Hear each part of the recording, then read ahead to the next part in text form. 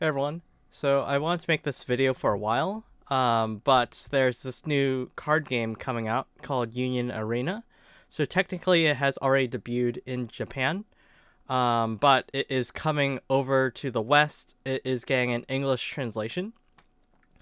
And I've played tested this during um, the Bandai Card Fest, also known as Digimon Nationals, One Piece Nationals, Battle Spirit Saga Nationals, also right by the Dragon Ball. I forgot what it was called, like Battle Hour Fest. But basically, during the Nationals, um, you got to play test or learn the game of Union Arena, Digimon card game, One Piece card game, and I believe Battle Spirits. I'm not sure about Battle Spirits, but I definitely know that you got to try out Union Arena, One Piece, and or Digimon. So basically, what you had to do was you had to sign up in this line. You had to wait in the line to sign up, and then you sign up for a time slot. You go to the time slot, and you get to pick whichever that you wanted. But the thing is, Digimon card game and One Piece card game are already out. Union Arena won't be out for months. So what ended up happening was that everyone overwhelmingly wanted to play the Union Arena game. You know, oh, it's the first time that we get to play Union Arena and stuff. So it's the mindset. Oh yeah, I want to try this out at least because it won't come for a few months, but most of us at the Bandai Card Game Fest have already played Digimon or One Piece, and I'm again not sure if Battle Spirit Saga was a game that we could try out at the tutorials station. But an large amount of people want to try out Union Arena. So basically, on day two, this was the only game that you could try. They were just like, okay, yeah. So many people have requested Union Arena that we're just only having tutorials for Union Arena, and the tutorials was basically packed. Like it was very hard to get a spot. You had to basically be lucky to get a spot. There was also some fiascos going on with the lines. So it was kind of up to luck if you got a spot or not. So you have to be committed and you have to be lucky to get a spot to try out Union Arena. But I was one of the fortunate people who got to try it out. But basically, this game's coming out in a few months. After you try out the tutorial at the Nationals, you also get to get a deck, uh, a demo deck. So I got the Union Arena demo deck. So these are the first three sets that are coming out to English. In English. Let me actually see if you know, I was going to change my settings because I just realized that you can't see the cursor. But basically, Jujutsu Kaisen, Bleach, and Hunter x Hunter. So these are the three sets that are first coming out in English translation. And these were also one of three demo decks that you got to try out at the tutorial station at Bandai Card Fest. I got to try out the Bleach deck, but everything was basically random. You just sat down in the seat, and then you and your opponent will both learn this game together. But admittedly, the tutorial was not great. There were so many people wanting a spot that it felt kind of rushed. And then there wasn't really a mic. Like the tutorial people had like a headset kind of thing, and then it had like a small speaker, so then they would talk into it and like it would project but not really loudly. And then it was like a huge section, so they would walk back and forth talking and explaining the rules, but if they walk to the right and you're on the left, you can't really hear them. And then you would hear half of the rules. They would walk over to the other side. You would hear the other half, and then basically, the tutorial was not really good. Um, they told us, "Oh yeah, if you don't like your opening hand, you can mulligan," but this was before they even explained the rules to us, so we didn't really know what cards were good or not, or what we should look for. But basically, the tutorial, I did not learn anything, really. But good news is, Union Arena has come out with a tutorial app. It is available on computer. They really recommend that you use a computer for this. Don't use a smartphone or a tablet. They really, really recommend that you use like an actual desktop or laptop. So what is Union Arena? With Union Arena, you only need to remember one set of rules, and you can play this trading card game with a variety of characters from a variety of series. That attack, that scene can be recreated in your deck. So basically, Union Arena is like Weiss Schwarz, except for one discernible difference. So Weiss Schwarz is basically a mix of different anime IPs. So there's a whole bunch of different animes. You can combine them all into one deck.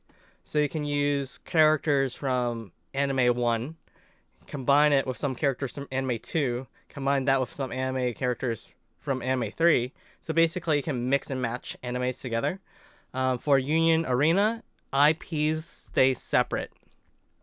So you could play a Bleach deck versus a Jujutsu Kaisen deck, or a Jujutsu Kaisen deck versus a Hunter x Hunter deck, but what you can't do is mix a Bleach deck together with Hunter x Hunter characters. So basically, it's kind of like Weiss Schwarz, where you get to play with anime characters, but it's different in that you only stick with one series per deck. But basically, there's this website that I will post a link to in the either the description or in the comments of the video, so you can head over to this website and try out the Union Arena trial game. It is really fun. I have played it before, but this is me going over Union Arena, and I will also play the game. It's really fun. Currently, there's only the Hunter x Hunter deck, but maybe in the future they might let you try different decks, but as of right now, you can only use Hunter x Hunter.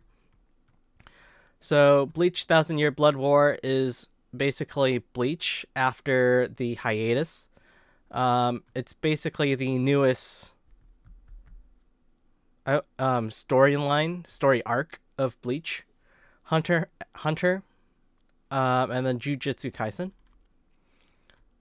Popular anime and game titles will continue to be added. Watch for future announcements. If you look at the Japanese side of Union Arena, you can kind of see which animes are probably going to come out in Western translation. Card lineups include some with deluxe specifications. Card types will include ones with new illustrations and even super rare voice actor autographed ones! ! It's not only fun to battle friends, but to collect too. So I've watched some unboxings of Union Arena. So it is one of those collectible card games where you can find a nice chase card. You can find some autographed cards. I think that this Gon Frex card is autographed, but it's not easy to tell from this card art. But I believe that this is an autographed card. Oh, cool. You can see my cursor now. Okay. But yeah, this is nice. I believe that in a starter deck, there are 2 super rare cards. One will be holo, one will be non-holo, for each pair. So basically 4 super rare cards total, but 2 different kinds. 2 each of each kind. 2 of each kind. And then one will be holo, one will be non-holo. So you could buy 2 starter decks and then complete a collection, kind of like in Digimon or One Piece. You only really need to buy 2 decks to have a playset of the super rares. But 2 will be holo cards, 2 will be non-holo cards if you buy 2 starter decks. So if you want to max rarity, then you have to buy 4 starter decks. If you want all holo cards or all non-holo super rares. But if you really don't care about holos and non-holos, you just need 2 decks to get a playset. So Union Arena Trial Game, use a Hunter deck to learn the rules and enjoy battling against the CPU. So this game is really fun. So it teaches you step by step how to play Union Arena. In my opinion, much better than the tutorial section at Bandai Card Fest. I did not really learn anything from playing that, but this tutorial is really good. It really teaches you. I will play the tutorial. It's really fun. So after you learn step by step how to play the game, you can then enter free play, where you use the Hunter deck against the CPU, who also uses the Hunter deck. So this is where they recommend that you really use a computer. Some smartphones and tablets may be unable to run it smoothly. We recommend using a PC. So they recommend that you use either Windows or Mac. I'm not sure for other computers how it will work, but they just recommend that you use at least these bottom requirements. So if you use something besides Windows or Mac, it could have varying results, but they want to recommend at least these specifications. But yeah, let's play the Union Arena Trial Game. I may have to change my screen. Let's see if this works. Okay, cool, it works.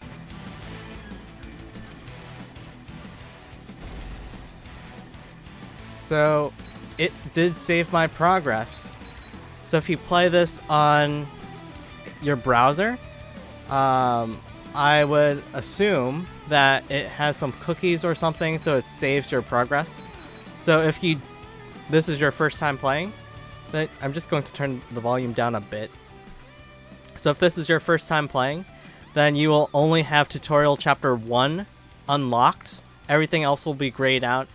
And then after that, you can go to tutorial chapter 2, then tutorial chapter 3. Basically, tutorial chapters 1, 2, and 3 follow one game with the computer. So, for example, tutorial chapter 1 will be like the first few turns of that game.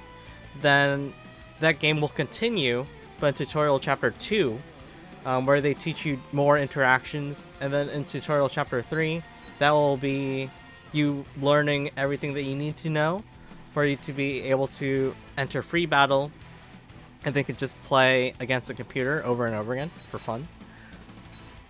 Okay, so beginning tutorial chapter 1. So actually, let's look at the settings. So you can change the BGM and the sound effects. There's also the terms of use, but I'm just going to keep the settings as is. I think that's pretty nice. The music is a tad loud, but overall it's pretty nice so far. Welcome to the game Union Arena. Learn the rules once and you can enjoy Union Arena for a lifetime. So this kind of reminds me of the teach a man to fish and you'll feed him for life kind of. I forgot what it's called, but that expression. Have fun playing a card game that includes your favorite characters. Let's start playing. This is a Hunter starter deck. We'll be using a Hunter starter deck. Decks are what we call the 50 cards that you need to play, and they begin the game face down in a stack. So I did look at some deck building construction rules. They don't explicitly tell you how to build a deck in this game, but it's similar to Cardfight Vanguard, where the cards have special triggers on them. So if you come from Digimon, where I am very familiar with, you basically have a stack of life. And then when your opponent attacks you, they get to choose a number that is assigned to your life card or your security. So basically, the one card will be number 1, then number 2, then number 3, number 4, number 5, number 6, number 7. Basically, they get to say, hey, I want to attack. I will declare attack on number 3. Or I will declare attack on number 7. But basically, they get to pick which card that they interact with. Everything's upside down. face down, so no one really knows unless there are some interactions that will, reveal the cards. But similar to Digimon, similar to Cardfight Vanguard, where they have security effects or trigger effects. Some of them will recover life for you. Some of them will delete something or get rid of something. But basically, different cards have different things. Some will just draw cards for you. But some of them have special triggers that you are limited to in a deck. But this tutorial will not get into it that far. It will just teach you how to play the game. But for actual deck construction, you'll need to look at, the actual rules or at the manual, or however they choose to let us know about the deck construction rules for English players. Decks are what we call the 50 cards you need to play, and they begin the game face down in a stack. Cool, you're just opening the Hunter x Hunter starter deck right now. Determine players 1 and 2 with a round of rock, paper, scissors. This time you'll be going first. Draw your starting hand from your deck. Let's see what cards you get. You start with 7 cards in your hand, so similar to Magic the Gathering. These cards look pretty good. You are allowed to mulligan once, but let's skip it this time. I believe that the mulligan is a free mulligan.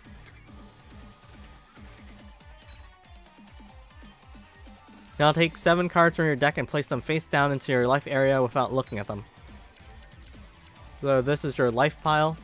In most cases, your opponent places 1 card from their life area into their sideline when you damage them. So the sideline is basically the trash or the graveyard of Union Arena. If you manage to reduce your opponent's life to 0 first, you win. Okay, it's time to start playing. Let your opponent know you're ready. So unlike Digimon card game, where you have a number of life, you start with 5 security. Your opponent needs to attack all 5, needs to get rid of all 5 security, and then get 1 more attack at you directly to win. In Union Arena, all you really need to do is just get rid of all the life cards. You don't need an additional attack on top of that. As soon as you are out of life cards, you lose the game. May the best player win. As player 1, you'll go first. You'll alternate taking turns with player 2. Your start phase comes first. Normally, all of your resting horizontal cards would be switched to active vertical now, but you don't have any cards on your field yet, so let's keep going. So basically, this is the upkeep step of games, the untap phase, or the unsuspend phase, depending on what game you're playing. But basically, your cards that are suspended will otherwise be unsuspended. Place an action point card face up into your action point area. So first turn, player 1 gets 1 action point card. Player 1 does not draw a card from their deck on their first turn, which is normal for most card games. You start the game with 1 less card as a trade-off for being able to take action before your opponent. Next comes your movement phase. This is when you would move characters on your field, but since you don't have any, we'll skip it. Begin main phase. After that comes your main phase, where you are allowed to use cards in your hand and activate abilities. When using cards in your hand, you'll need to pay their AP costs by switching the appropriate amount of AP cards to resting. Let's go ahead and use a character card in your hand, decide which card you want to use, and switch your AP card to resting. You don't have any energy generation yet, so pick a character card with 0 required energy. So the energy is basically the green symbol at the bottom right of your cards. For Hunter x Hunter, it's green. I don't know about other decks. I believe that they're different colors. But actually, yeah, they are different colors. But at least for Hunter x Hunter, these are the green circle symbols.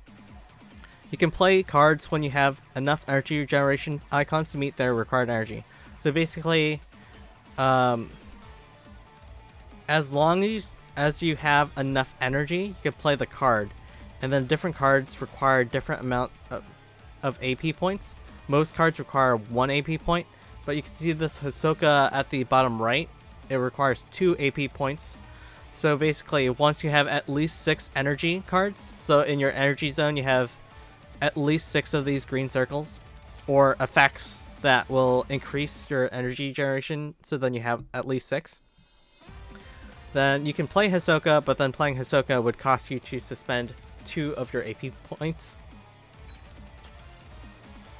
Okay, so Gon has an energy requirement of 0, so you can then play Gon. It just costs 1 AP point, so basically when you play Gon, you need to suspend your AP point. Place Gon onto the energy line. You could place onto the front line, but it's not a good idea, because you really want to put that Gon into the energy line so you have more energy generation. So that on your upcoming turns, you can play 1 energy cards, 2 energy cards, etc. No more cards can be played now that all of your AP points are resting. Next comes the attack phase, but we'll skip it since you don't have any characters on your field that are able to attack.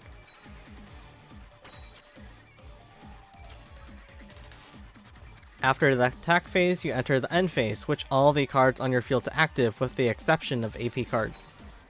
So they enter rested, but right when your turn ends, they will unsuspend. Once your turn is done, so is your turn. I'm just using Digimon terminology because I'm most familiar with Digimon. Now your opponent's turn begins. On their first turn, player 2 places 2 AP cards into their AP area and draws a card. So they got a card draw and they get 2 AP points.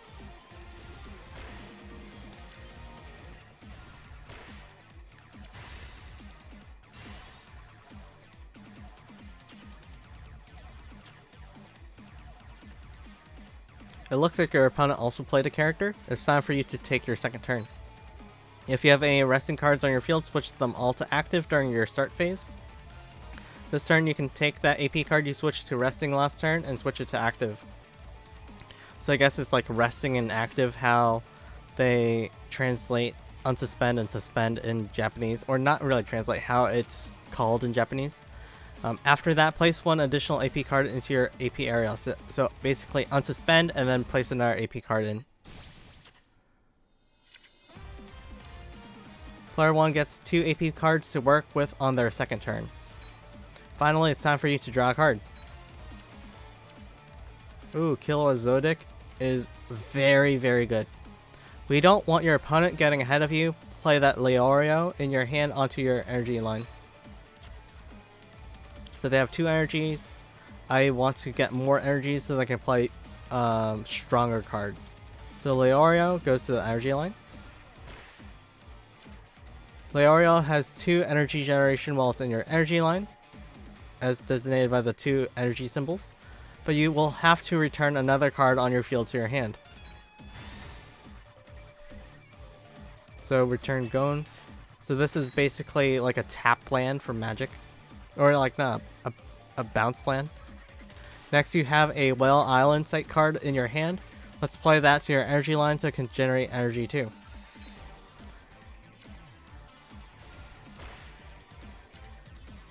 So you can also...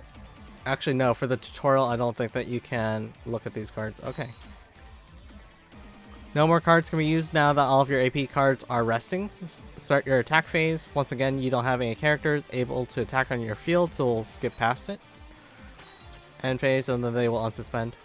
After that, your end phase begins. Switch all of the cards on your field to active with the exception of AP cards. Finish up your end phase by ending your turn. Your opponent's turn begins. During the start phase of their second turn, player 2 draws a card, but stays at 2 AP cards.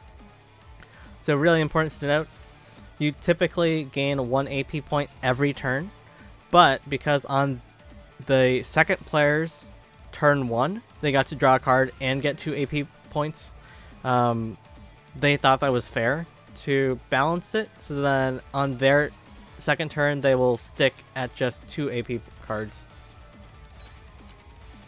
Any guesses as to which cards they'll play?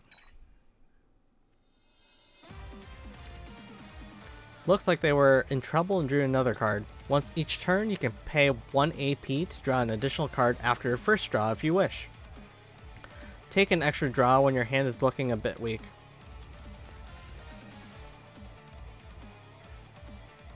So I believe that if you are the first player, you cannot use the AP point on your first turn to draw an additional card, because this happens to draw an additional card after your first draw of that turn. But since you're player 1 first turn you don't draw.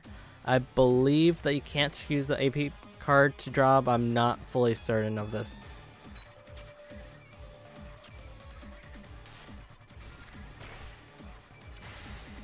Return what other... Oh yes, the same Leorio. At this point, you learned how to start the game and the basics for using cards. Next, we'll explain how to attack so you can win the game. If you'd like to review what you've learned so far, replay Chapter 1. Otherwise, continue on to Chapter 2. So basically, Chapter 2, you will have the same hand, the same field. Your opponent has the same field. Everything will basically be the same. I think that in Game 3, then something was slightly different. Like, the game state was almost basically the same. It's time for player 1 to begin their third turn. If you're going to win, you need to start attacking. You can begin your movement phase now that your start phase has ended. Let's move a character that can attack up to your front line. You can move characters from your energy line to your front line during your movement phase. They can't really move backwards unless they have an ability that you can move them from front line to energy. But otherwise, it's just a one-way direction. Some characters have Step, which is a special ability that allows them to move from your front line to your energy line. So basically, energy line is kind of like the raising area of Digimon, where if you are back there, your opponent can't really interact with your cards. There may be some exceptions, but generally the energy line is safe. It's also where your quote-unquote lands are, if you are familiar with Magic, or even in One Piece, it's basically where you keep your Dawn cards. But basically, this is the energy line. Your cards will then move to the front line where they are no longer producing energy, but they can attack. You can only have 4 cards in each zone. Choose a card to move from your energy line to your front line. Okay. Confirm. 1500 attack. You drew a good card this turn, so let's hurry it up and put it to use. First, we'll need more energy generation. Play that Gonfrex in your hand onto your energy line. The 0-cost Gonfrex. Or like the 0 energy Gonfrex. That raises your energy generation from 1 to 2, and the ability on Whale Island raises it to 3. Now, next, play the Kurapika in your hand onto your energy line. So Kurapika 3 energy. I have 3 energies now, so I can play Kurapika for 1 action point. Kurapika has 2 energy generation, which means your total is now up to 5. Winning in Union Arena requires serious character reinforcements, so let's perform a raid. Place that Gonfrex in your hand on top of the Gonfrex on your energy line. So 5 energy, I have 5 energy. So this is a special card. I can't really expand. Oh wait, no, I figured it out. Or maybe I just got lucky. So Gonfrex has raid, so this card will basically go on top of a regular Gonfrex. I'm not sure if it can go on top of itself, but when you move it onto the designated character, switch it to active, and then you may move to the front line. Impact, so when this attacks and wins a battle, deal 1 damage to your opponent, so basically piercing in different card games, or trample. When played, all characters on your field gain 1000 BP until the end of the turn. The trigger on this is raid, add this card to hand, or if you have the required energy, perform raid with it. So basically, quote-unquote digivolve onto the Gon. And then I can move to active, or like frontline. Now that's a raid. The stronger card has a specified character card name written on it, and you can play it when that specified character card is on your field. Performing raid allows you to activate powerful abilities. Switch characters to active, move them to the front line, and attack immediately. Perform raid and go on the offensive whenever you get the chance. Now that all of your AP cards are resting, you're done using cards. Attack. It's time for your first attack. Start by choosing an active character on your front line that you want to attack your opponent with. Since you're still learning the ropes, just pick a character with high BP. So this is a part that I don't really understand, why I had to attack with high BP. So I don't know what to do. I'm clicking on the gun. Oh no. Oh, okay. I have to drag it to my opponent. Deal 1 damage by selecting a card in their life area, which is then checked for triggers. So this is the part that I don't fully understand why I have to attack high BP. Because in Digimon card game, if you lose a security battle, meaning that your DP is lower than your opponent's security Digimon DP, then your Digimon is deleted. That does not happen in Union Arena, regardless of how much BP you have. Basically, everything has quote-unquote jamming. So I don't really understand why the BP matters when I'm attacking my opponent's security or life. You have another character able to attack on your field, so continue with attack number 2. Attack. So I'll pick this. I don't think that fully matters. It looks like they revealed a card with a trigger on it. The trigger on a card in your life area activates when the card is turned over. The trigger on photo of Jing reads draw a card so your opponent draws one card from their deck. So this is basically a draw trigger. All the cards on your front line are now resting and unable to attack, so we'll move ahead to your end phase. Complete your end phase by switching all of your resting cards to active except for your AP cards and hand your turn off to your opponent.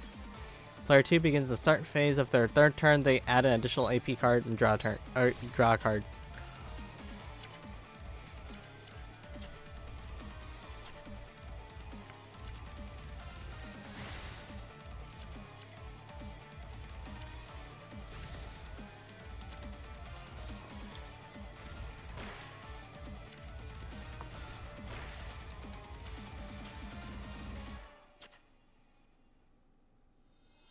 It's time for player 1 to take their 4th turn. The max APs they have is 3, so you will not get an extra AP. Your start phase has ended and your movement phase has begun, but let's skip past it in order to take advantage of the card you just drew. Okay. So they want me to keep my energies in the energy line. Play that Leoriel in your hand onto your energy line to increase energy generation. So this will generate 2 energy, okay. If you have 6 or more energy generation, this gets 1000 extra BP. Now your energy generation has jumped from 4 to 6. Hisoka is a strong character. Having it on your front line will protect against attacks from your opponent. With characters like that, sometimes it's best to play them directly onto your front line. So basically I'm just using Hisoka as a very large blocker. Let's do that right now with the Hisoka in your hand. So I want to really get Hisoka out early to act as a 5000 DP blocker. You can't use any more cards now that all your AP cards are resting. Begin attack phase. Move on to your attack phase. First, choose an active character you want to attack your opponent with. Like last time, start with a character with high BP, battle points.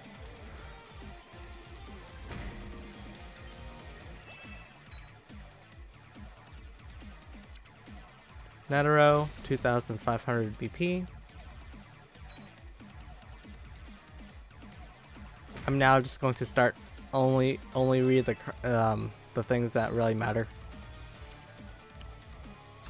See, so 2000 BP, but then I only have 1500 BP. But you know, the BP did not matter when I attacked into their life card. All of the characters on your front line are now resting and unable to attack. It's time to move onto your end phase. So basically that was a pseudo jamming. Like your characters will not die or be sidelined after you attack into a large BP character in their life. So basically, as far as I know, BP for attacking is only relevant when your opponent blocks you.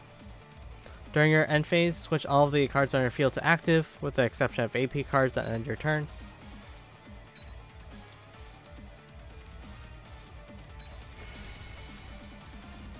So I do remember that when you go to chapter 3, then your opponent's sideline is just magically empty.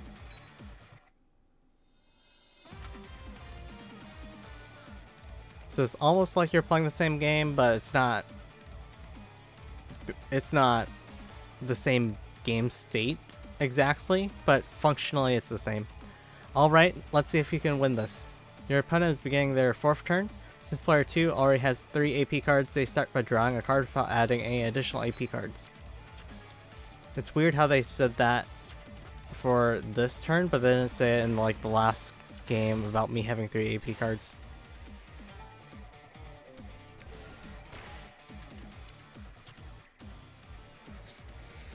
It's time to learn about blocking.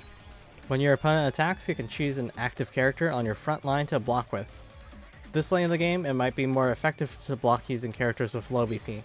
So basically I want to block with them because I can only have 4 of these cards.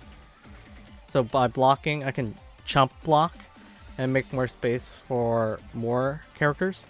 But it's to my understanding that if I wanted to, and I have 4 characters already, I can still play a 5th character and just sideline 1 character. So I don't really remember why I had to chump block. There might be some reason, but I don't really remember why. Battles between characters. Compare the BP of both characters. The blocking character is sidelined if its BP is equal to or less than the attacking character's BP. So this game favors the attacker. If you are tied or if you have more, then the blocker is sidelined. In this situation, we have 4000 BP versus 1500 BP with the blocking character having the lower BP, so it gets sidelined. However, that also means that the player receives no damage. So chump blockings to protect my life. Okay. Take note that the attacking character is not sidelined when its BP is equal to or less than the blocking character's BP. So again, the attacker is favored in cases of draws.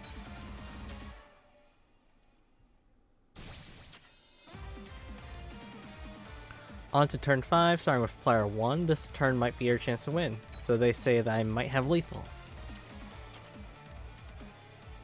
Your start phase has ended and your movement phase has begun, but you should skip past it in order to use one of your stronger cards. Begin main phase. You only need to deal 3 more damage to your opponents to win, so let's remove their characters from their front line. Use that fishing rod event card in your hand. Choose one character on your opponent's front line with BP equal to or less than the highest BP of the character on your field and return it to your hand. If Gonfrex is on your field, sideline it instead. So I have a Gonfrex. Highest BP that I have is 5000, so I can sideline their 5000 Hisoka if I wanted to.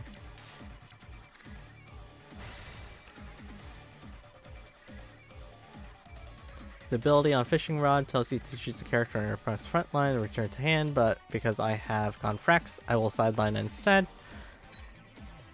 Sideline the Hisoka, so they lose their 5000 BP blocker.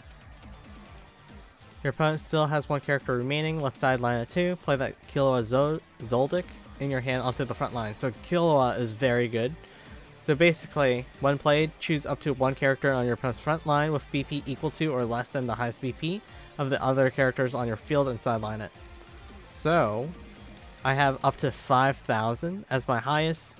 So I can, when playing Killua, sideline anything of my opponent that's 5000 or less. So this is really, really strong.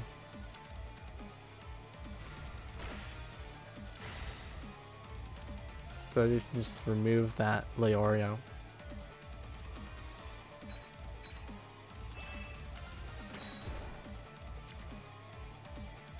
You can't use any more cards now that all of your AP cards are resting.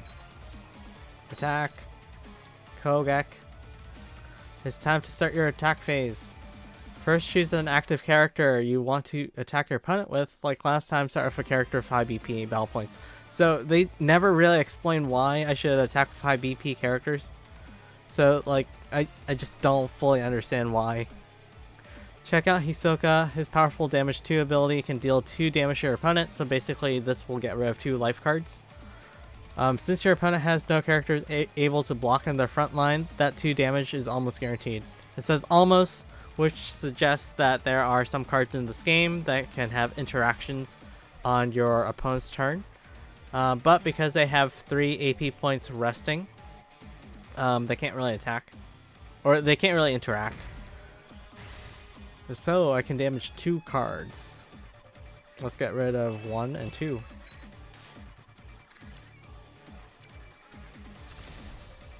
As long as you have more characters able to attack, let's do it again. Your opponent still has no characters able to block on their front line, so you deal another point of damage. So this will be lethal.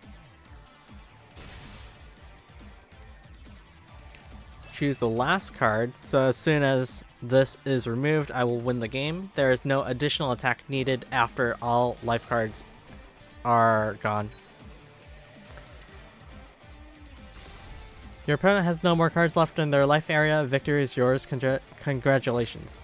At this point,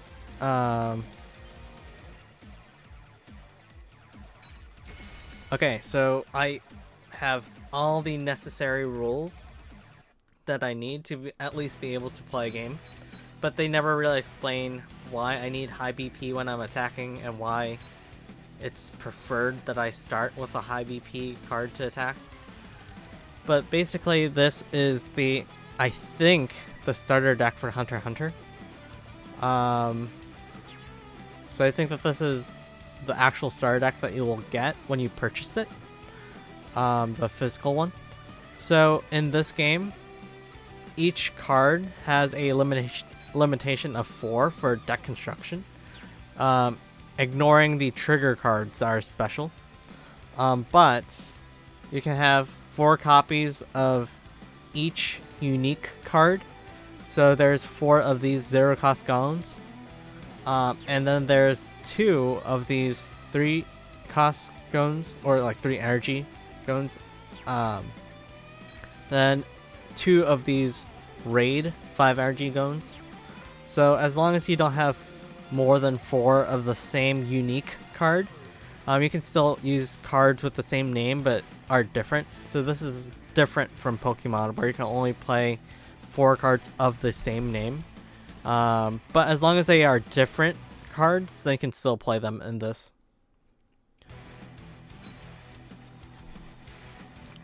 So this Whale Island site doesn't seem that good. So it provides 1 energy, possibly it provides 2 if I have a Gone. It doesn't seem like a great card, but I could be underestimating it. But it has been a few days, maybe like a week or 2 weeks since I've played this. So I will play it again.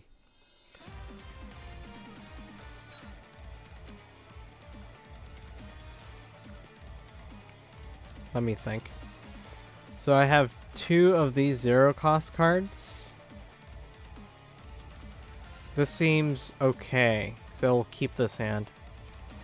So basically, if I have 2 of these, then I can guarantee that I will basically be able to generate at least 2 energy. On my second turn, after I've just played the second of these cards, I can play a Kiriko.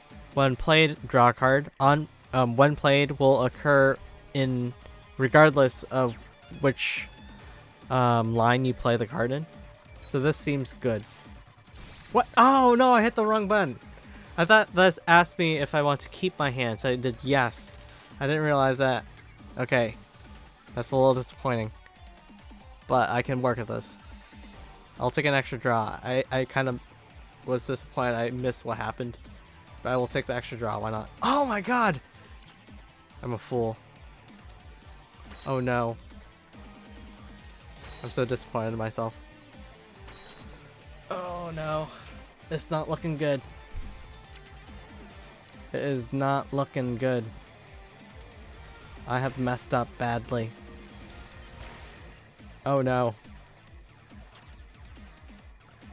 I thought that was like Pokemon where they mulliganed or something. I got like an extra draw for free. No, I will not want the extra draw. Skip that thing. Okay, I kind of put myself into a pickle here. So Mito has 500 BP, I remember this. You don't really want to attack with Mito, you don't really want Mito in your front line as much. But Mito does have a cool when played to boost up a card by 1000. I kind of want Gon into my energy line earlier so that I can get this Whale Island energy generation. And I also want Satos. Satos is just a nice card to have. So, Gon ideally. Ooh, I have 1 cost. Okay.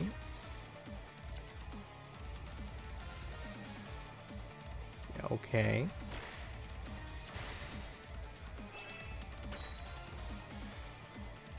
Get an attack phase, but there's no attackers, so I just end turn. So I kind of put myself in a pickle. I went first, but I kind of missed down my turn 1 because I misplayed. So basically my opponent essentially is the first player. They got the extra energy attack point, AP point, action point. But basically they have the advantages of turn 1 player and turn 2 player. So this is not looking good. No, I want those energies.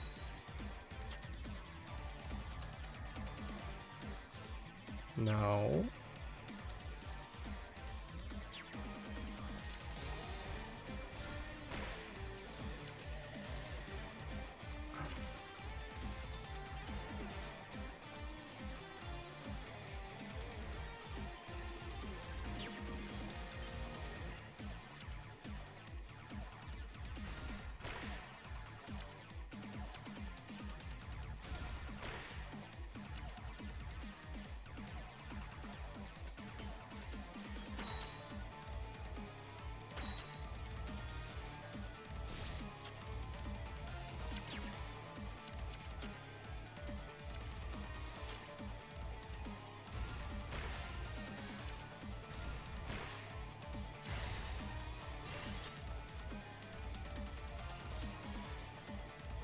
I have no blockers.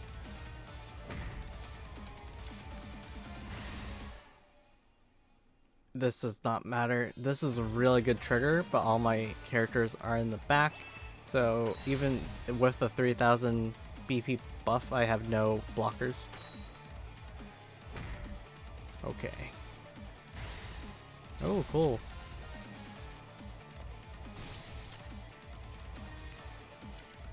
Let me think carefully about this.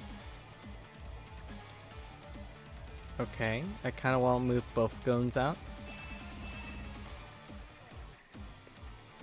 Yeah, that makes sense.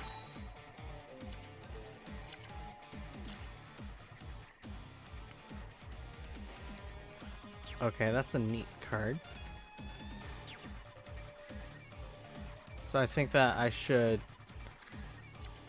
get Kurapika, 6 energy generation. Now I can play the Hisoka. Hisoka can act as a blocker. I could actually no, Hunter license seems good. Basically this is like a Hammer Spark. I believe that the Hunter license is my best move here.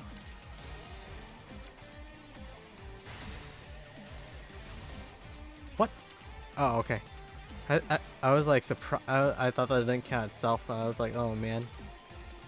Okay, I want the blocker. Hisoka is a really good blocker. Fishing line is good for removal if I want to sideline something, but I don't believe it's worth it.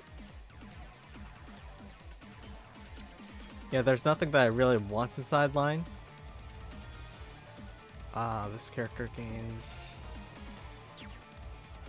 Okay, there's not really anything that I really want to do. Play the Satots. So I kind of want to play Satots, but I kind of also want to play Gon. I'll just play the Gon. Part of me wants to keep Gon in handy in the back just in case I get the 5 cost raid Gon later. 5 energy raid Gon later. But for now it seems okay. Get rid of a card.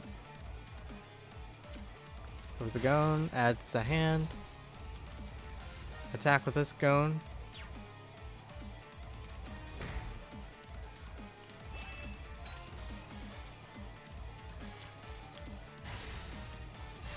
Okay. It was lucky that that was the second trigger. So now I have a 5000 DP BP blocker. Okay. Okay. Okay. Oh, they sidelined my Gon.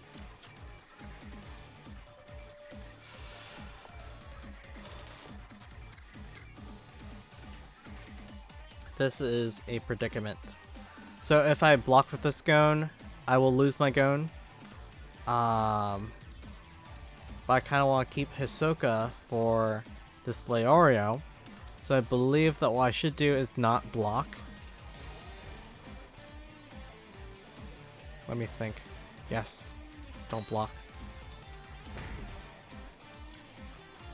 Ooh, cool. What was that trigger? Oh, Killua is good, but Killua has no trigger. So let me think here.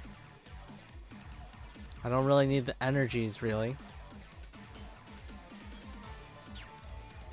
So move this. Yes, move these two. Let me think. Yes.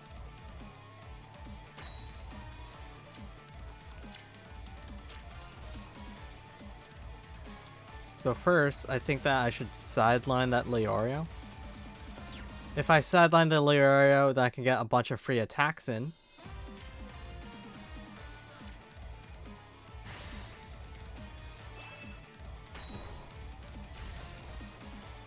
I have no reason to sideline these other cards. So there's not really an incentive to using this fishing rod. So I will place a Satots in. And if I place one more Satots or Mito into the energy line, Kurapika will then have 6 or more energy generation. So I will have an extra 1000 BP, which is nice. So let's do this.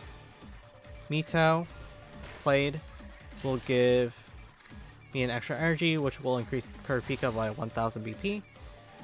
I don't fully understand why they recommend that I attack with my highest BP character. It just makes sense to attack with lowest BP first. But I will attack with one of the Gons. I'll buff up the other Gon, just in case. Attack. So now that I have 1500 BP as my lowest, their highest is 1500 BP. Meaning that since this game favors the attacker, I can attack and not have to be worried about being blocked and losing my character. They could block, but then they'll lose their character. Okay, that had no trigger. Time for this Gon.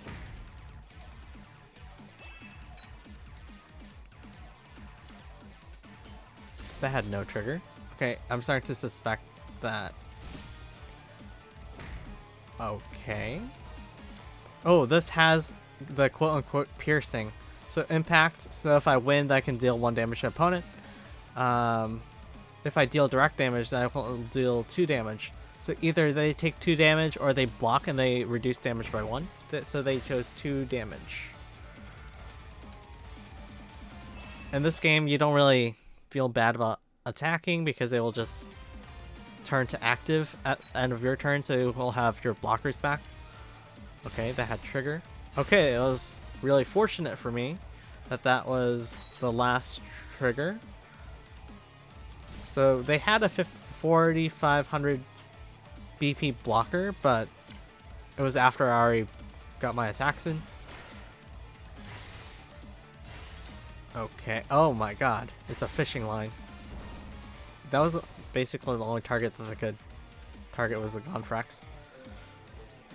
I see no reason not to block. Because if I block the Gonfrax later with Gonfrax, then I will just lose. So, you know, it just makes sense to block low BP with my Gonfrax now.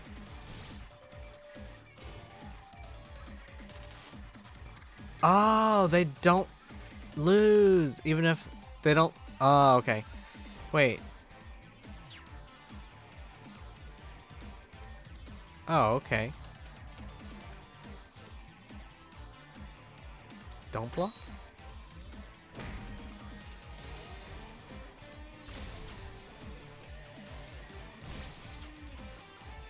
Okay, that makes sense why they didn't attack with the Gones, because I had bigger blockers than them. I believe that I have lethal.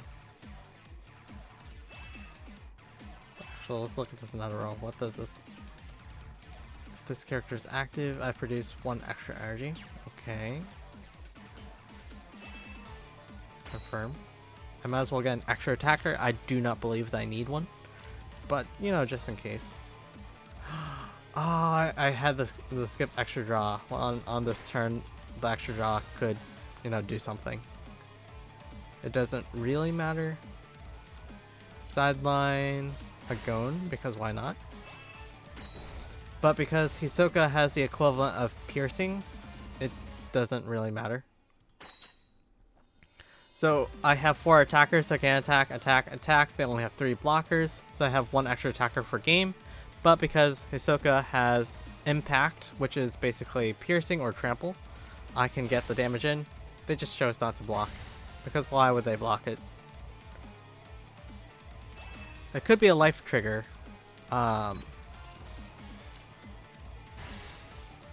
There is a trigger where if it's hit, then you get to get another card into your life.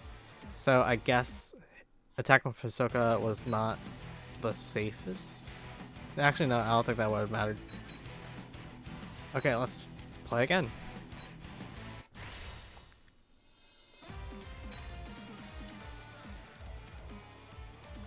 Let me see here. This seems okay. Ah, okay.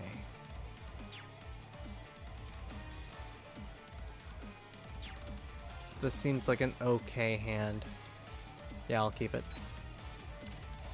Oh! I keep forgetting that yes is not keep, yes is mulligan. I'm kind of mad at myself again. Okay, skip extra draw. I'm going second.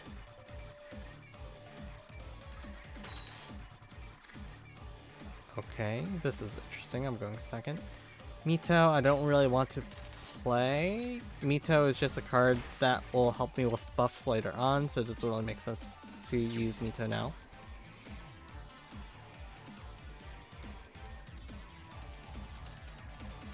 Oh, Tonpa is nice. Oh, yeah, I had to choose 1500 or more and then decrease by 1000, so I can't just sideline weak cards. So they kind of thought about that.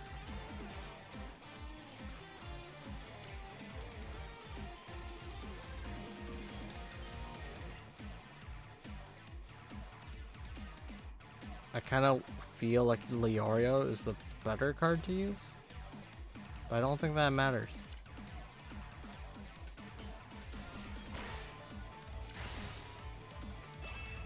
What's nice about Leorio is that you can keep activating the when played effects of your cards.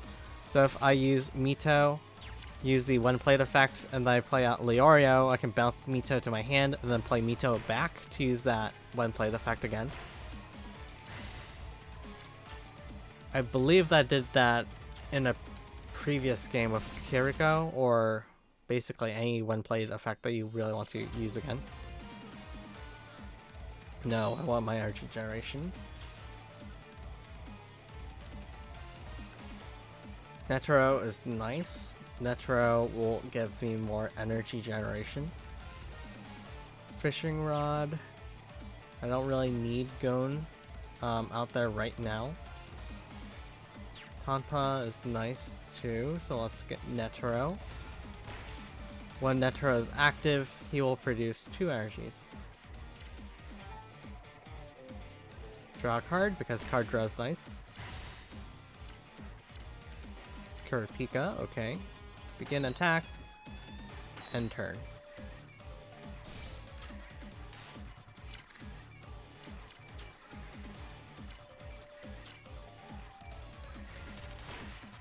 Ooh, they also have a Dendaro. I don't think that I'm playing optimally, but for the purposes of this tutorial CPU, it's basically I'm on easy mode. So even with suboptimal plays, it's pretty easy to win. Ooh, Netero is really nice. So their highest is 2,000, I believe. But this favors the attacker, so I kind of want 1,500. Or like 2,500. No, I have the Kurapika.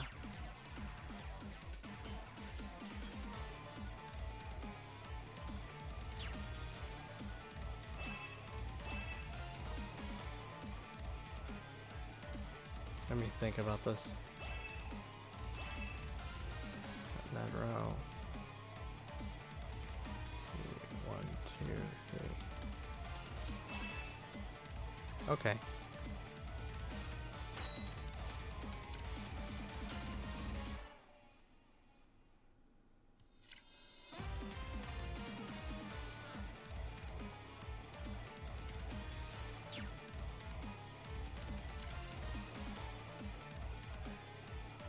So I can choose Kurapika or Netero. Those are probably the best choices to put on the energy line. Let me think here. I'll put Netero. No, Kurapika is still the better card to play out. So the next turn I can just push Kurapika out and have a large attacker. If I play this Gon, and then I can raid the Gon, then I can have a large attacker. Unsuspend and then push out. Yes. Ooh. Begin attack. So I'll go with the weaker card, which I don't really understand why they tell me I should attack with the stronger card. No trigger. 5,000.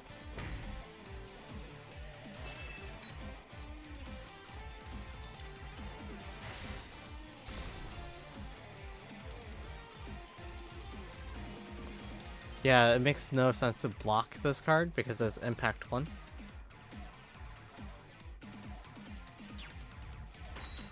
Unsuspend. Now I have some large blockers. 3,000 BP.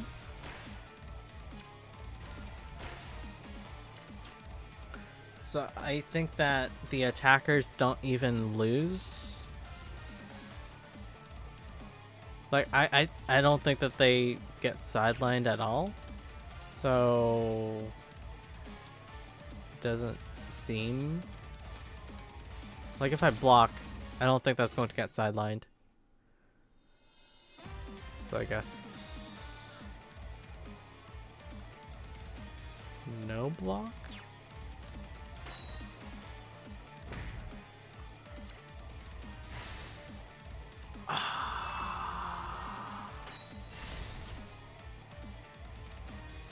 Yeah, I don't like how the attacker does not get sidelined when you block with a bigger blocker. It just seems weird. Leorio will move out. I'll move this out too.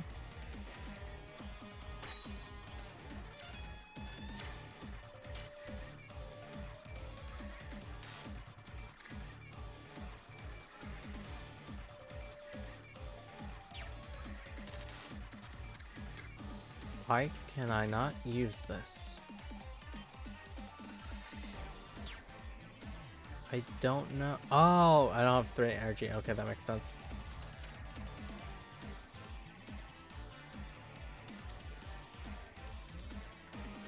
Okay, let's just double check here.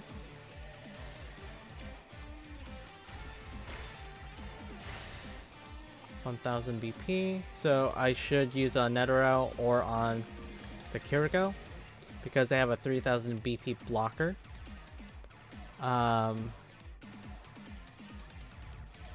don't think that matters. Just as long as he uses it on either of these, I should be good. So I'll use it on the Kiriko. Now that I can sideline... Actually, no, that did not matter. I can sideline that going anyways. So I will sideline the Gon. Let's see if there's something else I should do. No, I believe that's it.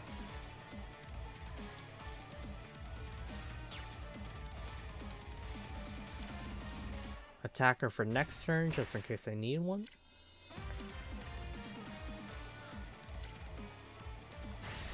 I'll get rid of the Gon, because why not?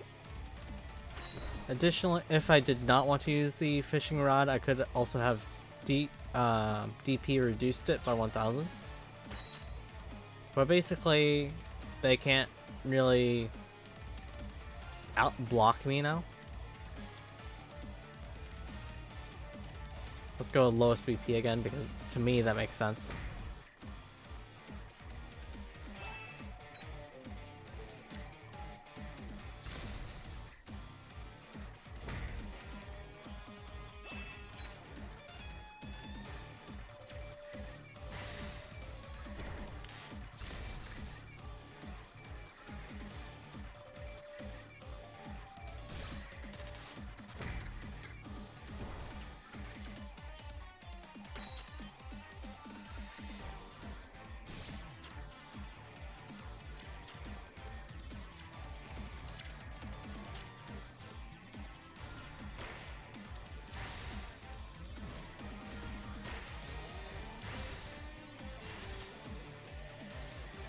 Okay.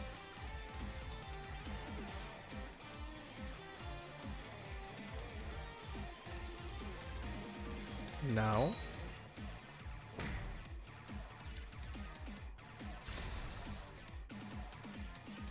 I might as well just block with this thing.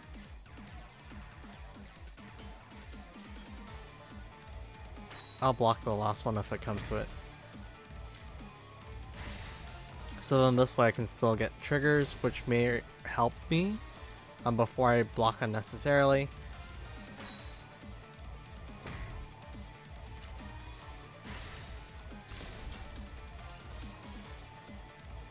They understood that I was going to block, so they didn't attack their last card. Okay, going Frax.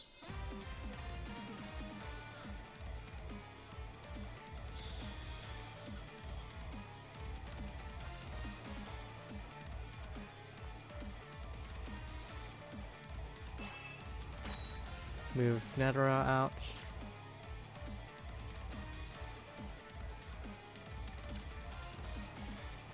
Let me think here.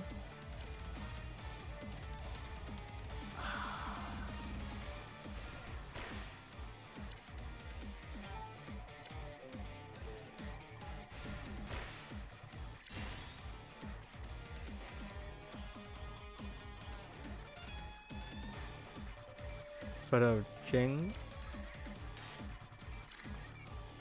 Look at the top 5 cards. Reveal 1 character card to hand. Killua really good. So I think that I would rather prefer Killua than getting a Gon. If I get a Gon, I get to add it to hand and draw a card. But I think Killua's better. Just removing something. So I'm taking the kill. Oh, I have to choose the order. That will not matter.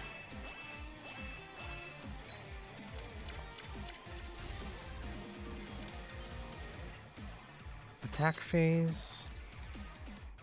It doesn't make sense to attack with the Kiriko because it will just block it.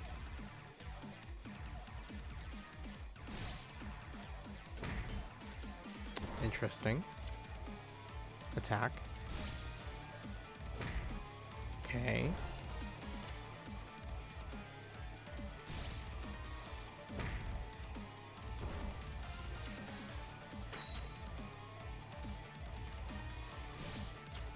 Now that Kiriko is my weakest card up front, I will, you know, even chump block with this thing. Okay.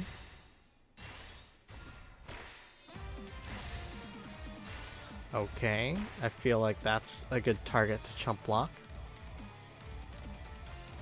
Oh, I can out block all of them. Chump block with this and then out block the other three, so they can't really get attacking.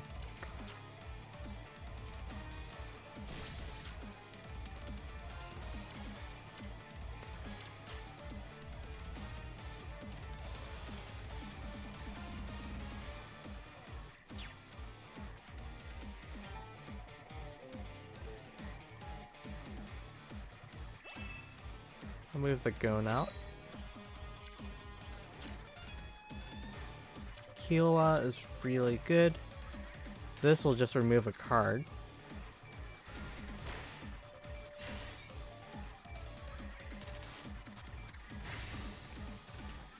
Sideline that Netero. I do not know if I can raid onto this Gon, but this is... Oh, I can.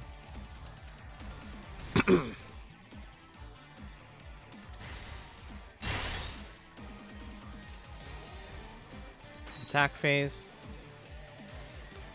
So I have impact, so that their block will not matter. So let's go with the weakest BP first. Oh yes, they have to block to avoid lethal.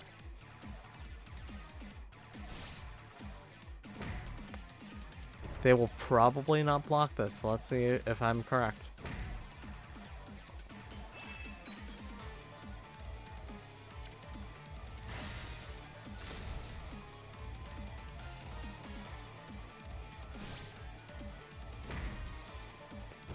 They really did not have to block that. But now they are really down on blockers and attackers.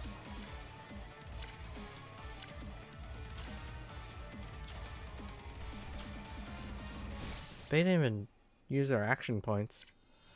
They just moved basically all of their energy to the front line. No. Oh man, I skipped the extra draw, so it's too late.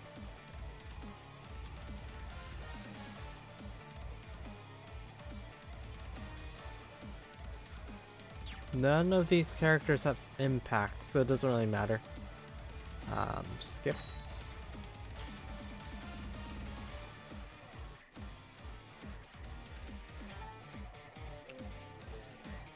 Begin attacking.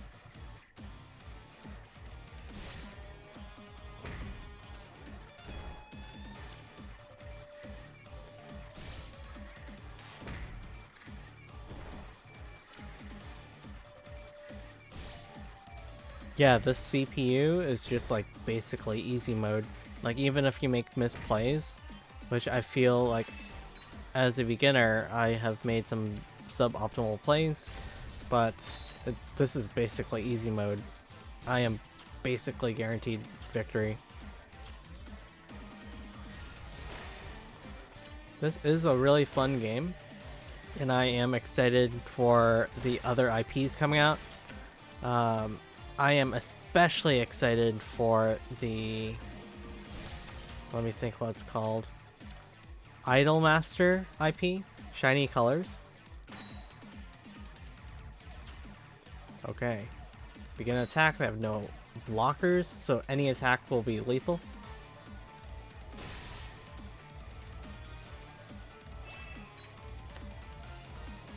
Could be a life trigger. Oh, it was a life trigger. It was a life trigger. Okay.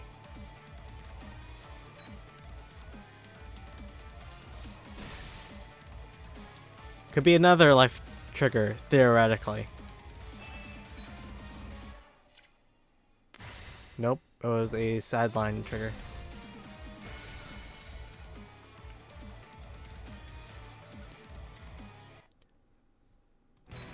I'm just gonna play again.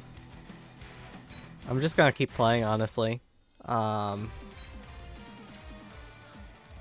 remember now not to click yes unless I want to mulligan.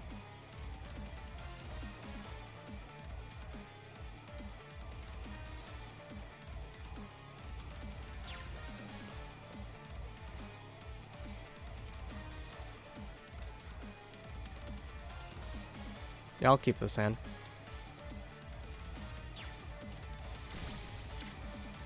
It seems okay. Not really great, but it still seems okay. Put a Gon out there.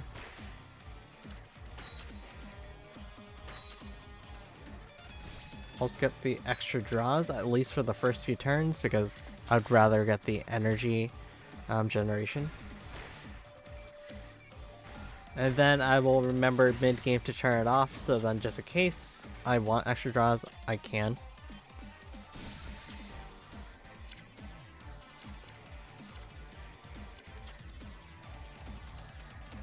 No.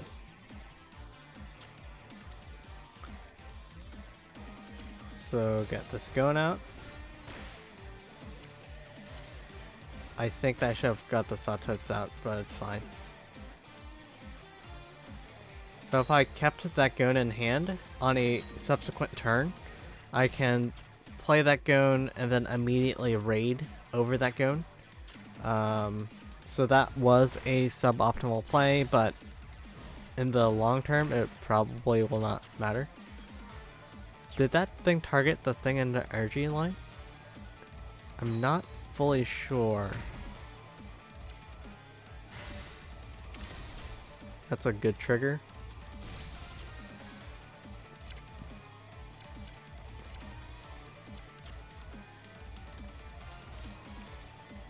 Let me think here. Gon is only 1500 BP. So that's not great. Kurapika is strong. So what I could do is Kurapika in the back, get 6 energy, then play out a Hisoka. Or I can play a Gon and then raid into Gonfrax. So I think I'll do that.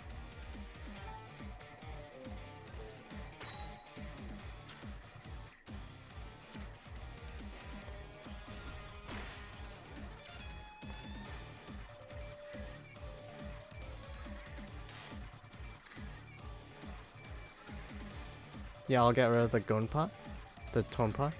So if I use this, I will basically Hammer Spark to get more energy.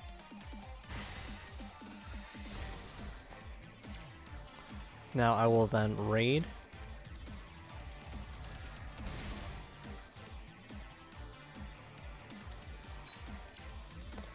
Fishing Rod to sideline the Tonpa.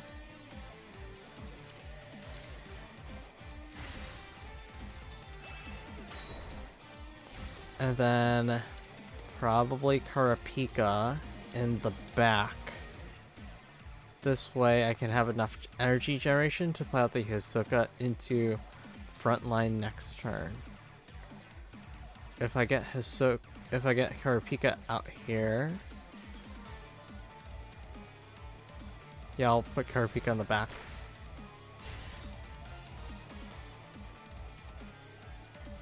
Attack. Hopefully it's not a sideline card. The fishing rod. Okay, I'm good. Now I have a 4,000 BP blocker. Okay. Okay, these Gons are potentially concerning. Hisoka is a strong card, 5,000 BP. So unless this thing is buffed 2,000 BP, I am good. Oh, I need to turn that thing off. Okay. Let me... I can move a Gon out. That's all I can afford to move.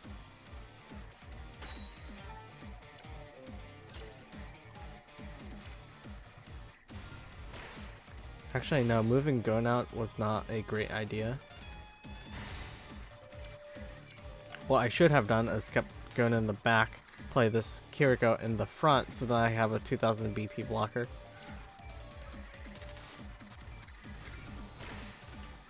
Because this Gon can't even really attack anyways.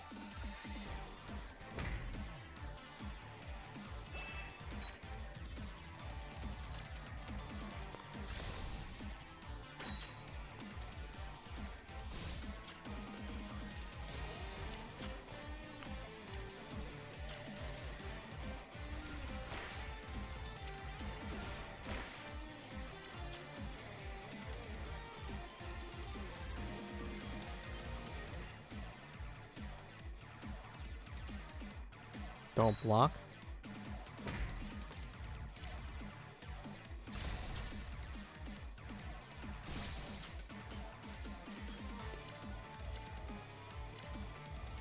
Yes, I'll take the extra draw. Skip. Yes, I'll skip. Kurapika is a nice card to bring out, but I would just rather play the Hisoka. Get an attack phase, and then next turn I'll just use the Skona as a chump block, because there's not really a point to keeping it out here. Of course, they will not block because of Impact 1. The Hisoka they might actually block. Oh dear god.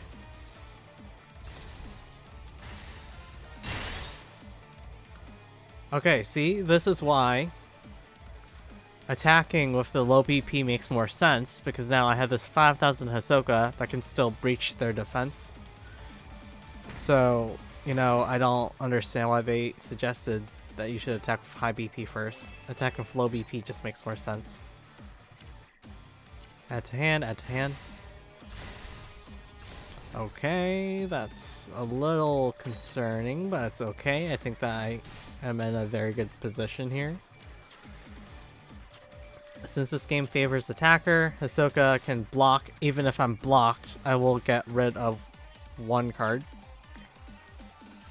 Jump block.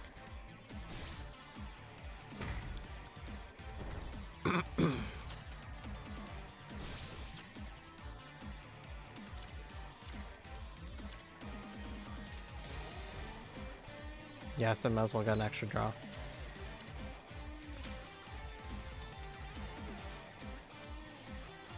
Kurapika is a nice candidate to move out. 1, 2, 3. But then if I move Kurapika out, I will not have enough energy to play Killua. But I really like playing Killua. I think they'll move out the Kiriko. And I don't think that this really matters. But I will play the Killua for fun. This will then get rid of the Gonfrex, because why not? So if my understanding is correct here, I can just attack with 2 Hisokas. They have impact 1, so even if I'm blocked, I will get 1 damage in. Unlike the other Hisoka will just get lethal. And if they don't block, they can just get 2 damage in. Actually, no, this also has impact. So I will attempt to swing at the 2000 BP. Probably get blocked. Swing with Impact Gon.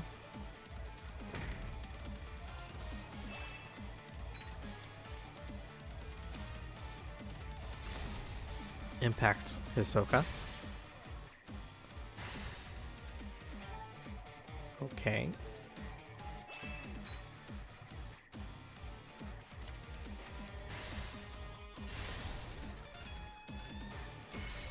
And that is why attacking with the low BP first makes sense. Now 5000, 5000 if I had to. I can just attack with the Hisoka. So, yeah, to me, everything is just pointing out that I should attack with low BP first.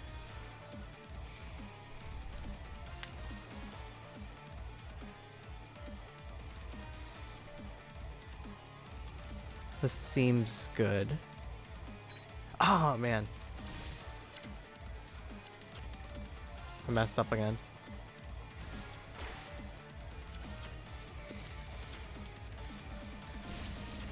This is a really fun game, but I think that I'll just call it a night after this. Just because if I don't call it a night, I'll just keep playing, honestly.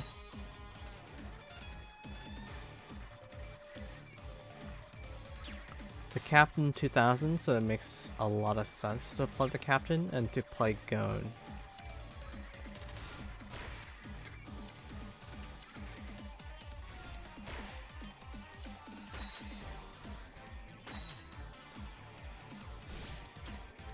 Well, Island seems like an okay card.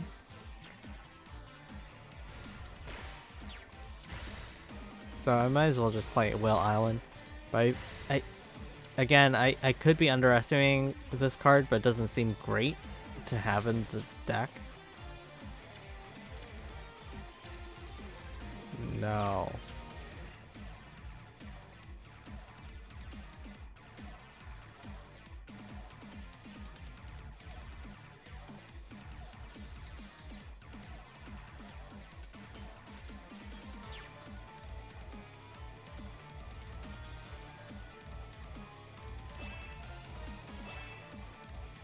Let me think here. Yes.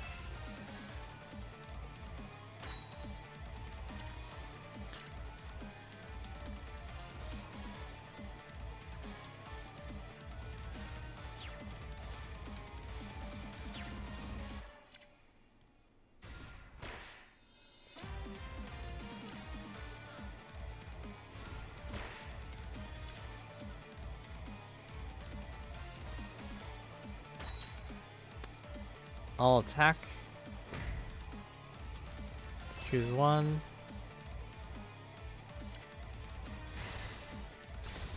Oh, okay.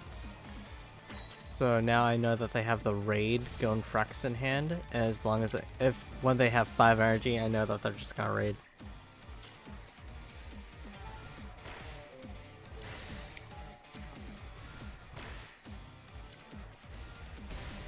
Okay, the raid has now happened. Okay. That has impact, so blocking just does not make sense. Ooh, okay.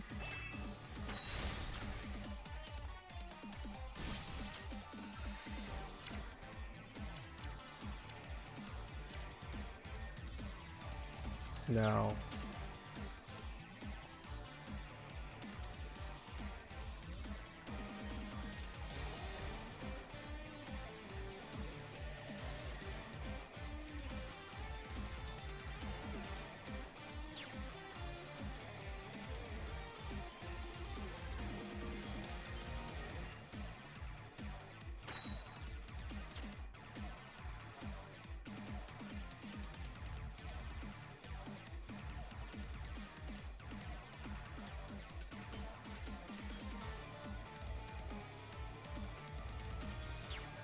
Satote seems really good.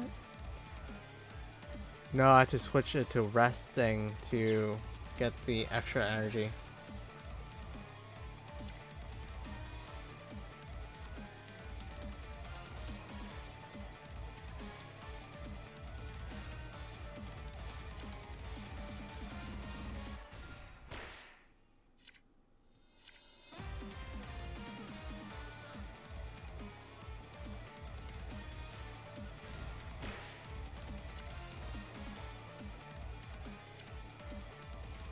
I can only sideline the 2000 BP, but still seems. Actually, no. I feel I'll get rid of it.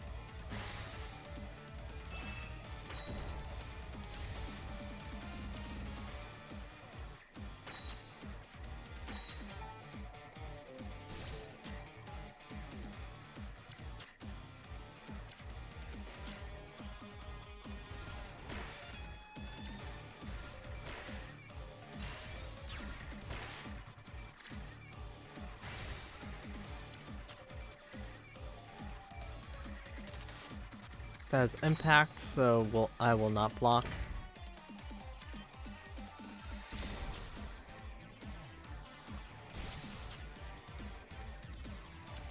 So if I'm correct... Okay, this changes things.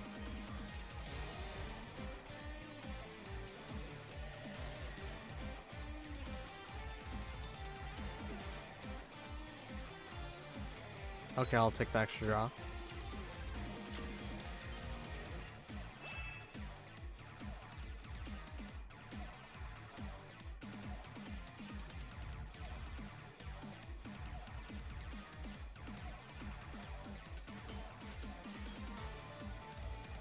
Okay.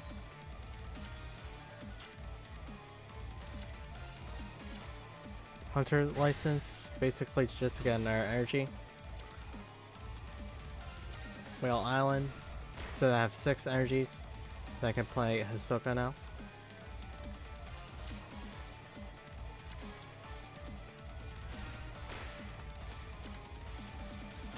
Attack.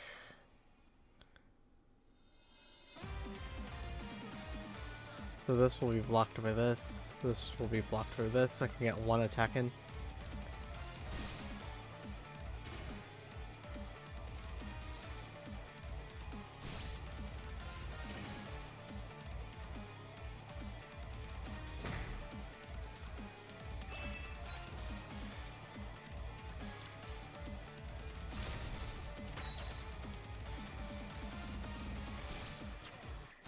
So I have this gun. So if it comes up, I'll just chump block with it. Oh no. That Tonpa decreased my BP. That has impact, so I will not block that. Yep. Okay. Get the extra draw. Yes, I do want an extra draw.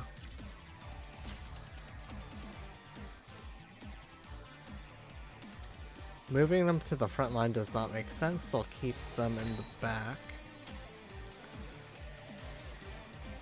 Mito is still good.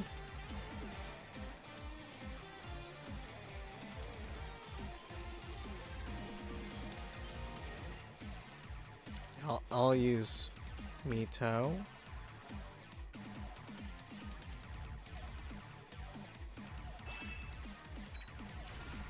Oh, it doesn't get sidelined, it gets removed. But basically, I can buff this up so that it will have impact.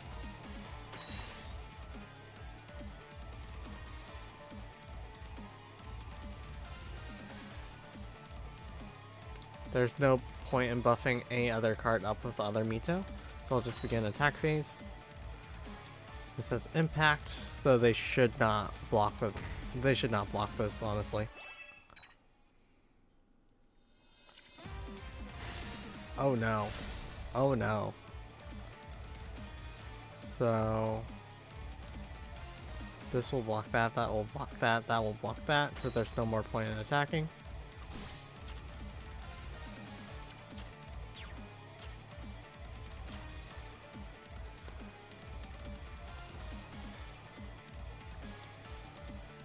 That makes sense.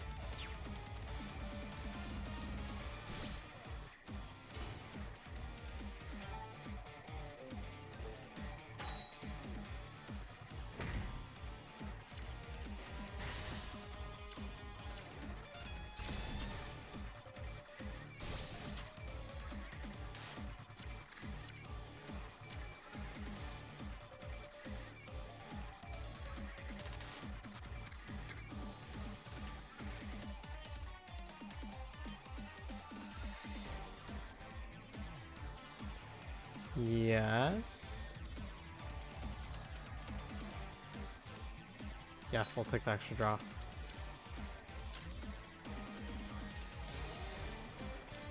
No.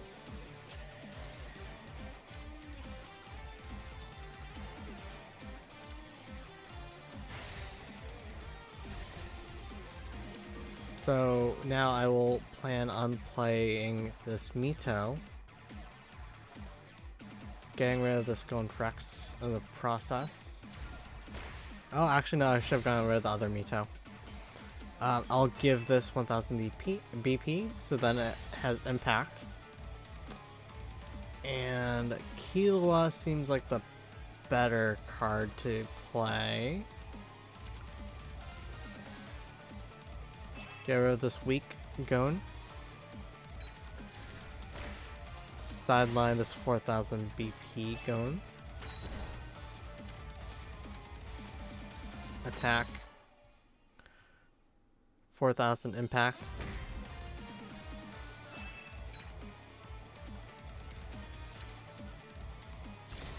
$5,000 with impact. So I get to get rid of 2 life cards.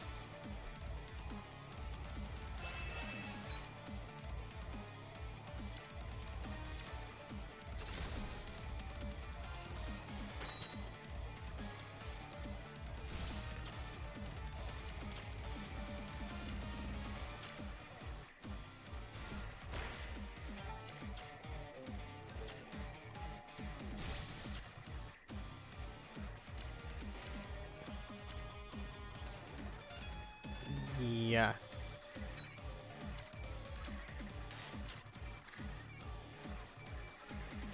Skip. I'll play on another Hisoka.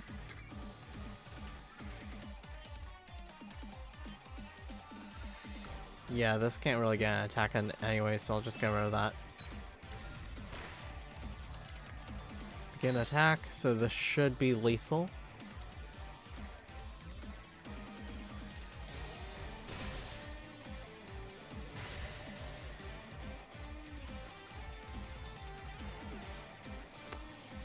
I feel so tempted to play more, honestly.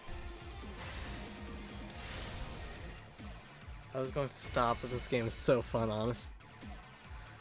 This game is so fun. I'll play more. But I should stop soon. Maybe after this, but I should stop soon.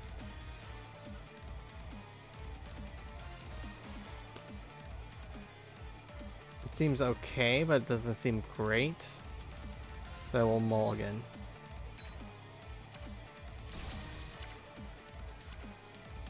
No. I'll turn that off for the first 3 turns.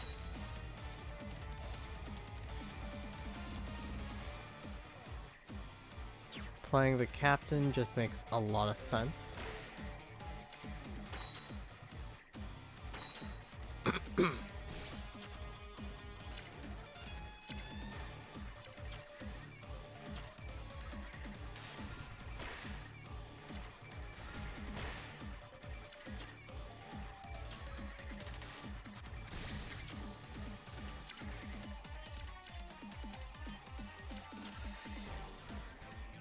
Skip.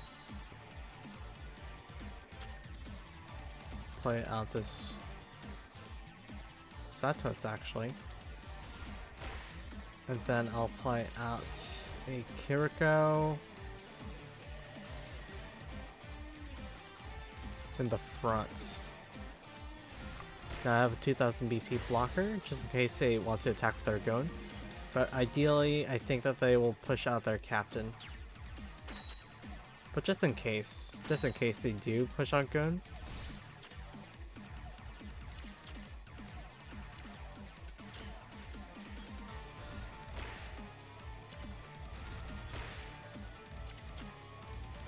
End turn.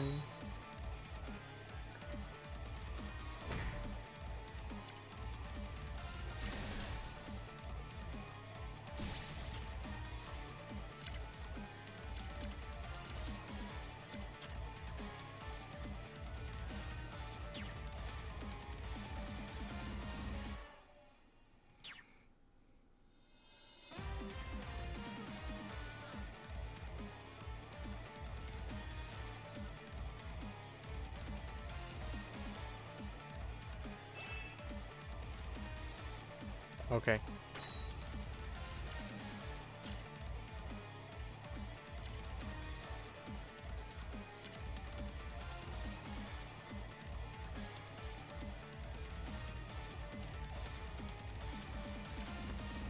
Go with Mito. I'll buff up Captain. Then I will then bounce Mito to hand.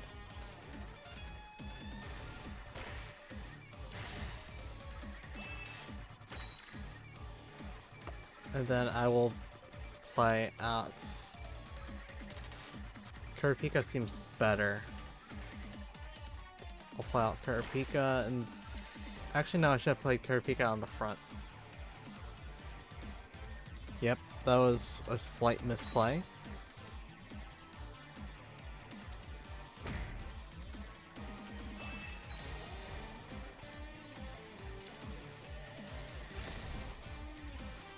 Kurapika in the front makes more sense because then I would have a 3000 BP blocker. I do not have that now, which means that next turn they can attack with Captain and with Netero, potentially. And I can't really block it without getting my character sidelined. Okay.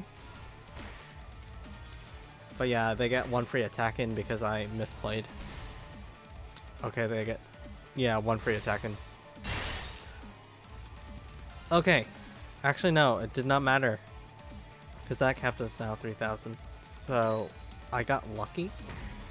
The misplay did not matter.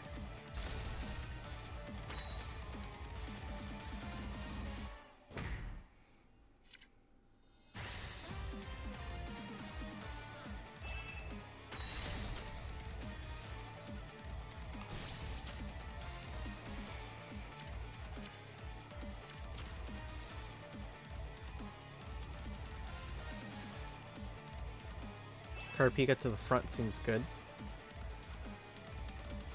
Satots to the front, maybe.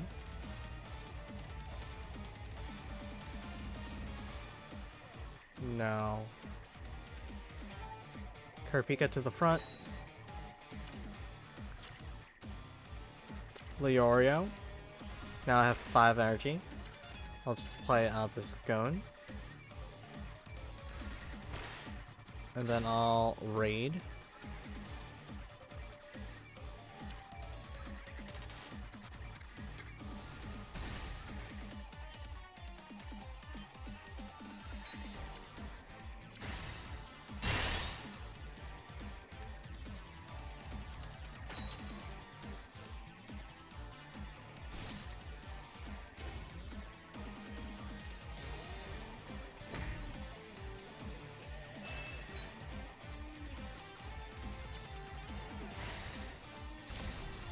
I'll unclick this skip extra draw box because I am at that point where extra draws could be useful.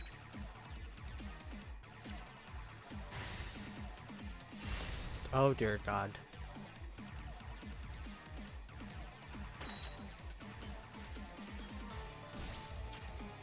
Okay.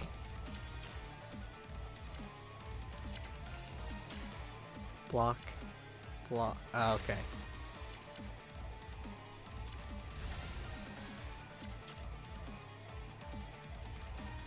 Don't block that because that has impact, so blocking it is kind of useless.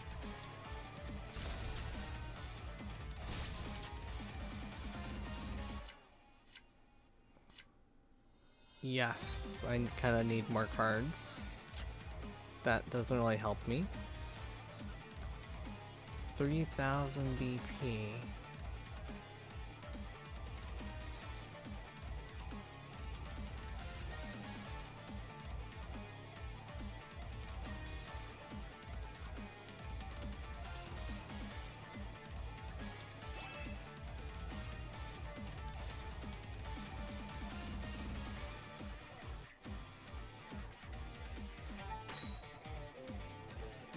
Get rid of Captain.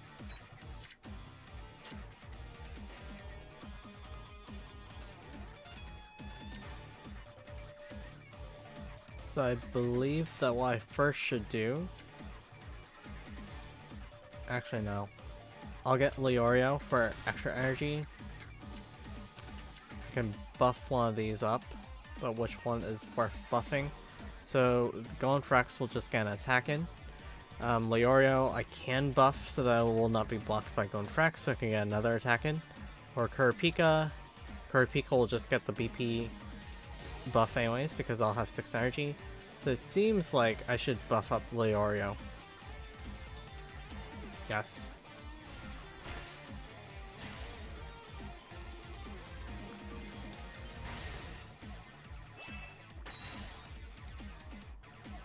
Attack.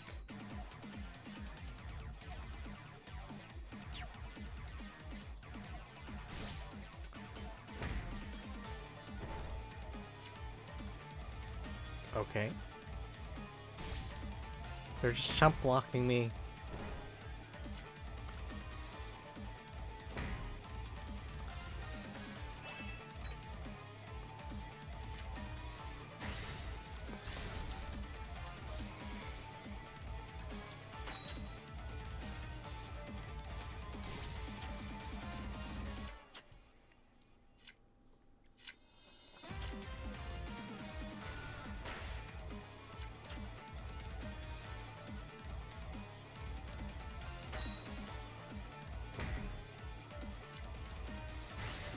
Oh yes, I have Ahsoka. This is wonderful.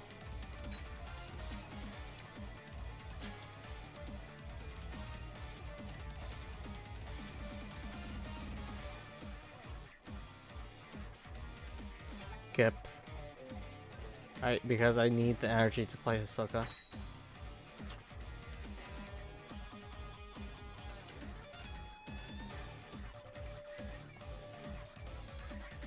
Yes. Or I guess I didn't really need the energy. I could have just used Satots. But it did not make sense to push out. Begin attack phase. So that will just get blocked. Kurapika. It makes sense that they're chump blocking me.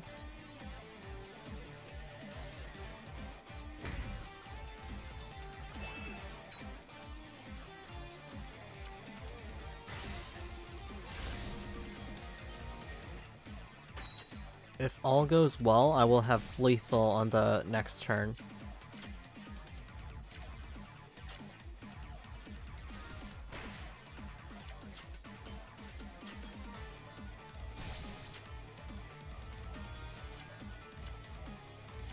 Okay, I believe I have lethal.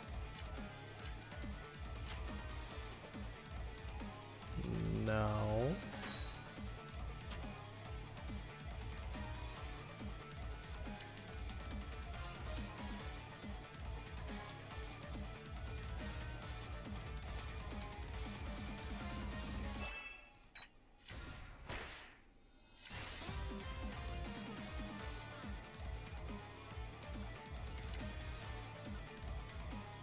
I think...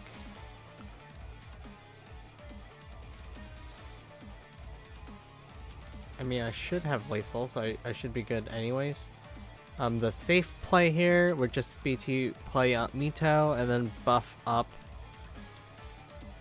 Gon Frex. But I don't think that matters.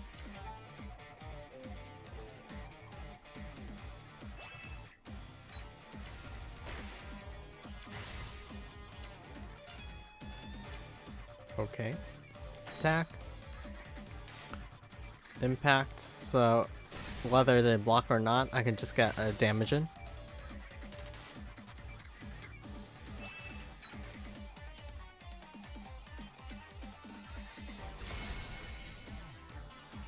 Okay. This game is very fun, very addicting and all, but I will end the video here, so then, you know, I should probably get some sleep. I should probably take a break from this game, but honestly it is very addicting. I hope that you check it out. I will post the link in the video, so, you know, have fun.